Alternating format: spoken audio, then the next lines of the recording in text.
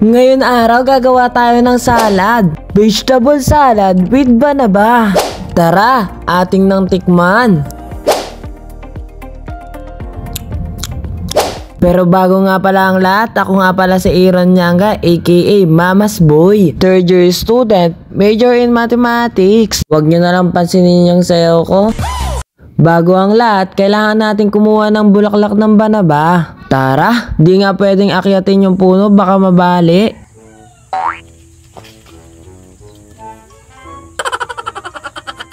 Unang talon, antik agad ang bungad.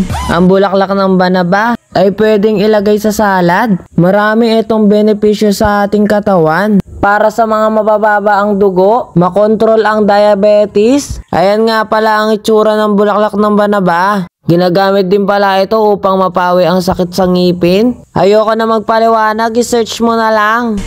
Tara, atin nang tikman. Di ko nga kayang ipaliwanag ng sobra, pero masarap siya. May pagkaasim ng konti, siguro mga 1%. Balik na nga tayo sa pagkuha ng bulaklak. Hindi ko masasabi na literal na maasim. Dahil yung puno na ng antik. Alam naman natin na ang antik ay mahilig sa mga matatamis. Target locked. Grabe nga, pinagkakagat ako ng mga antik. Flowers for you. Ay, flowers! Ayaw tanggapin, duwag. Ikaw na nga binibigyan ng bulaklak. Uy, ako na to.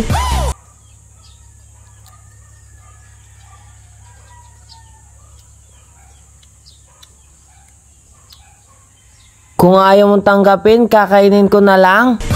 Boy, pag nagka-jowa ka, bulaklak ng banaba ang ibigay mo. Para kapag hindi niya kinuha, pwede mong kainin.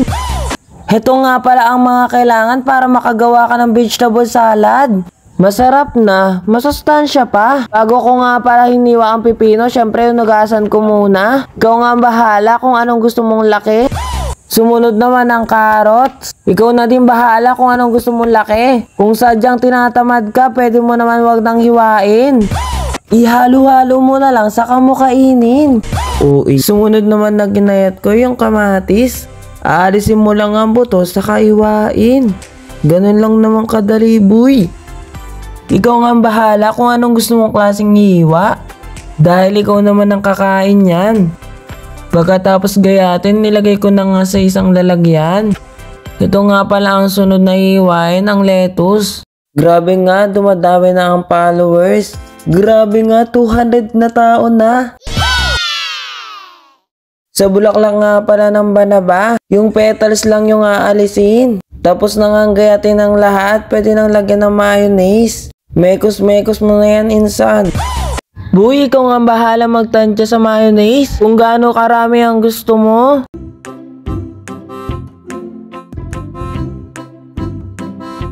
Ikaw na nga palang bahala kung gaano karami gusto mong ilagay na mayonnaise. Syempre ang secret ingredient, ang asin. Una ko na nga palang pinatikman si mama. Nagustuhan nga niya kaso hindi nga lang halata.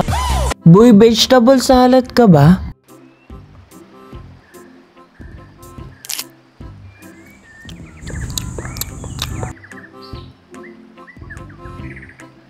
Wala lang, hindi ka naman vegetable salad tao ka. Ang OA.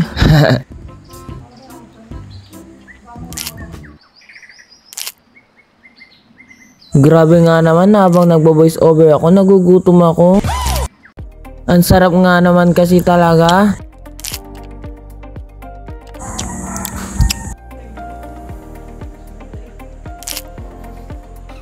Kumain nga ulit pala si mama. Nag-sharon nga pala si tita. Joke lang, boy, ibibigay niya yan kay lolo. Meet baby Sky.